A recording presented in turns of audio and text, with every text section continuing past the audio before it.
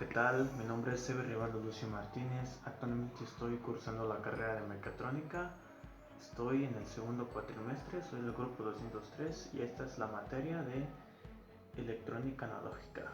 Bueno, yo les voy a hablar sobre dispositivos de potencia, principalmente del CCR. Bueno, se dice que puede hacer circular corrientes menores de 1 amperes y hasta 1000 amperes o más, por lo tanto son muy útiles para actuar como interruptores en equipamientos eléctricos pesados cuando reemplazan a los contactores. Bueno, unas ventajas que tienen en ellos es que no poseen partes móviles y no producen arcos de contacto, así como también no se producen contactos deficientes debido a la corrosión de la suciedad. Bueno, por otro lado, los CCR se utilizan para controlar el valor medio de una corriente de carga sin disipar grandes potencias. Bueno, la aplicación del CCR varía de varias funciones. La función de rectificación controlada consiste en utilizar la propiedad de funcionamiento unidireccional del dispositivo que se comporta así de modo análogo a un diodo. La otra es la función de interruptor. Esto permite situaciones de contactos mecánicos, como la función de regulación. Esta es la posibilidad de ajustar la forma precisa el instante del cebado del transistor, que permite controlar la potencia de la corriente medida de salida. La función de amplificación, esta es la corriente de la señal que controla y puede ser muy débil si se compara con la corriente principal. Bueno, el CCR contiene un método de disparo. Bueno, para que se produzca el cebado de un turistor, la unión ánodo-cátodo debe estar polarizada en directo a la señal de mando. Esto debe permanecer un tiempo suficientemente larga como para permitir que el tristor alcance un valor de corriente de ánodo mayor, ya que tiene que ir la corriente necesaria para que permita que el CCR recomience a reducir. Por otra parte, también tenemos al DIAC. El DIAC es un diodo de disparo bidireccional específicamente diseñado para disparar. Es un dispositivo semiconductor de dos terminales de estructura similar a la del transistor, que presenta cierto tipo de conductividad biestable en ambos sentidos. Cuando las tensiones presentes en sus terminales son suficientemente altas, se utilizan principalmente junto a los triacs, que para el control en fase de los circuitos es necesario. También normalmente no conduce, sino que tiene una pequeña corriente de fuga. Y cuando la tensión de disparo se alcanza, la tensión en el DIAC se reduce y entra en conducción, dejando pasar la corriente necesaria para el disparo del CCR o triac, que se utiliza principalmente en aplicaciones de control de potencia mediante control de fase. También tenemos al triac. El triac es un componente electrónico que se utiliza para el control de la corriente. Básicamente puede hacer la función de interruptor en un transistor, pero este componente lo hace en corriente alterna, a diferencia del transistor que lo hace en corriente directa. Bueno, las partes de un triac, como ya lo mencionamos antes, cuenta con tres terminales, las cuales son dos ánodos y un gate. El símbolo de triac son dos diodos conectados con un puente rectificador, uno a la inversa y otro, solo que estos diodos son especiales ya que están configurados por dos materiales P y A, materiales N, con los cuales mirarán a continuación. Ahora les voy a explicar más o menos cómo funciona el triac.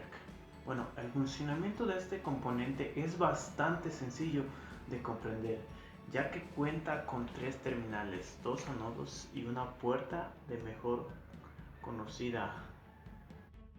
En los anodos se coloca la corriente alterna junto con el elemento que se requiere controlar, ya sea un motor, una lámpara, un horno, etc.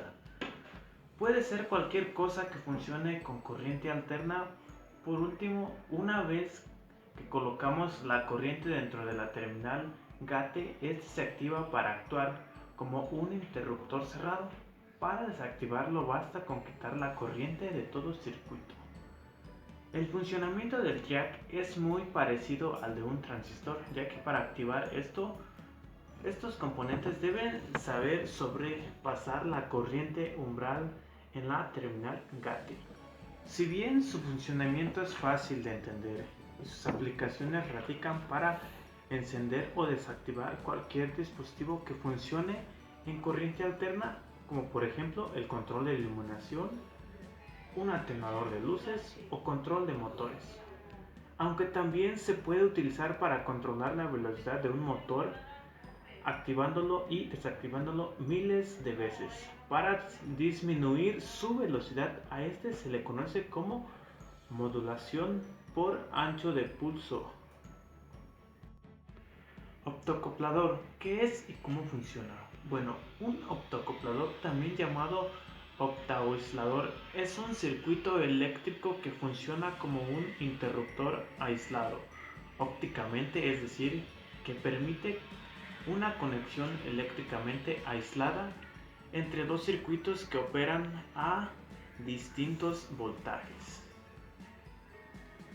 Bueno, algunos optocopladores más usados pues vienen siendo el 4N25, que es para salida de transistor, y el MOC3011, optacoplador con salida de jack, y el MOC3010 con salida a jack, el 4N35 salida de un transistor, el PC817 con salida de transistor. El optacoplador que uses depende de la carga que quieras controlar, el tipo de control que quieras realizar y el voltaje de la lógica de control. Bueno, algunos de los optacopladores y sus componentes, así como sus características. Bueno, se dice que un optacoplador está diseñado con dos elementos principales. El primero es un LED infrarrojo. Este dispositivo activa remotamente al optotransistor. Sus aplicaciones. Bueno, las aplicaciones del optocoplador incluyen el activar cargas que puedan inducir ruidos eléctricos al sistema de control cuando una carga inductiva, como un motor, se activa y desactiva, produce perturbaciones, como por ejemplo electricidad en la alimentación del sistema. El IGBT es un dispositivo versátil para trabajar en estas dos áreas de la electrónica por sus grandes manejos de corriente y el pequeñísimo voltaje de saturación, que normalmente maneja un transistor bipolar, y al igual que es un transistor de efecto de campo.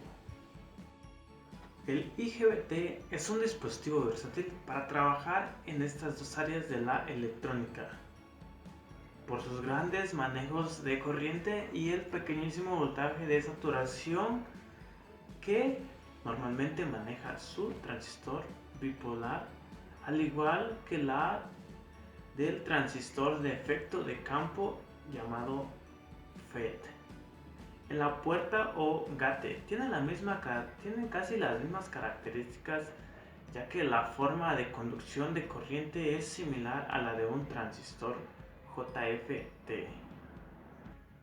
Bueno, sus principales características de los transistores IGBT, pues dentro de sus características más importantes destacamos su rapidez al momento de efectuar una conmutación, aproximadamente llegando a los 100 kHz, y sustituyendo el transistor.